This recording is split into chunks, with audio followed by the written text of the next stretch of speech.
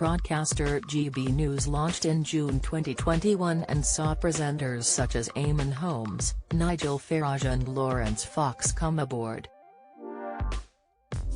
However, after a year of launching, the broadcaster has been hit with a total of £30 million in pre-tax losses over the beginning period. GB News became Britain's first television news startup for more than 30 years, with Eamonn getting his own show after leaving ITV's This Morning. The channel described itself as right-leaning on political issues and promised viewers original news, opinion and debate with no biased opinions. However, it has recently been reported by Metro.co.uk that the channel's company accounts show it lost millions in May 2022.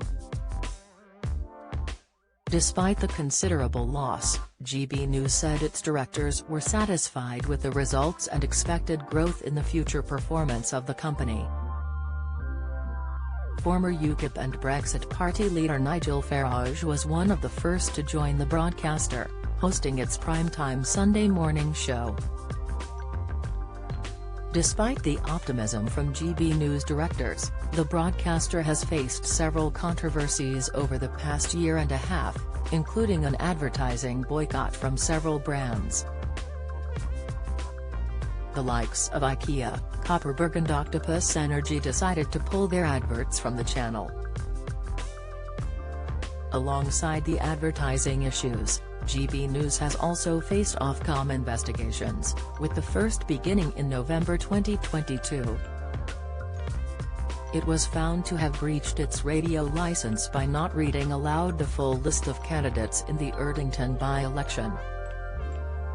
As of March 2023, 3,432 complaints about GB News programs have been lodged with Ofcom, with 1,665 of these complaints being related to the COVID-19 pandemic.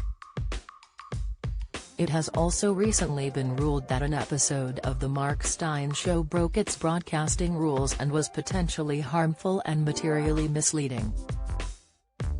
Mark resigned from his presenting role earlier this year after he claimed the broadcaster said he would be financially responsible for any potential Ofcom fines.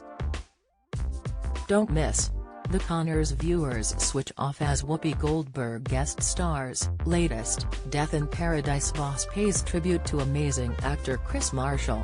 Watch £1,000 Sisters Tammy Slaton asks fans to excuse new appearance. Insight, it was claimed Mark was found to have made an incorrect claim about health data and an evidential link between the COVID vaccine and higher rates of infection, hospitalization and death.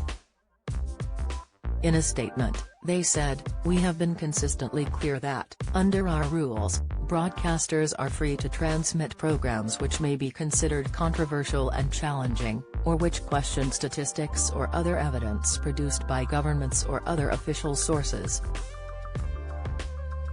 It can clearly be in the public interest to do so." However, with this editorial freedom comes an obligation to ensure that, when portraying factual matters, audiences are not materially misled. The statement continued, "In this case, our investigation found that an episode of the Mark Steyn program fell short of these standards. Not because it exercised its editorial freedom to challenge mainstream narratives around COVID-19 vaccination, but because, in doing so, it presented a materially misleading interpretation of official data without sufficient challenge or counterweight, risking harm to viewers." Mark's material was materially misleading because of the way it was presented to its audience, the ruling stated. The statements which initially sparked the investigation received more than 3,400 complaints about the GB News presenter, despite it only being the first breach.